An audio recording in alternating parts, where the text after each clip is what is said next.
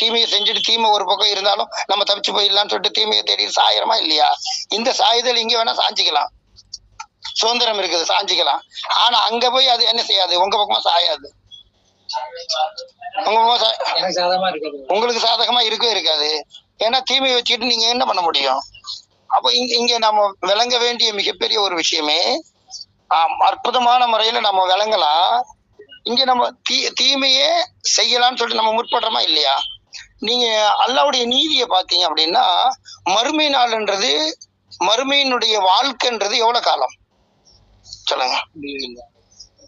அல்லாஹ்தால உங்களை சோதிக்கக்கூடிய காலம்ன்றது எவ்வளவு காலம் சொல்லுங்களேன். இதோட நீங்க ஒப்பிட்டு பாருங்க. நம்மள சோதிக்கிறதுக்காக வேண்டிய ஒரு காலமும், அனுபவிக்கிறதுக்காக வேண்டிய ஒரு காலமும். அல்ல நீதியாளன், எவ்வளவு பெரிய நீதியாளன்! அனுபவிக்கிறதுக்குன்னு காலத்தை எவ்வளவு கொடுத்திருக்கிறான்.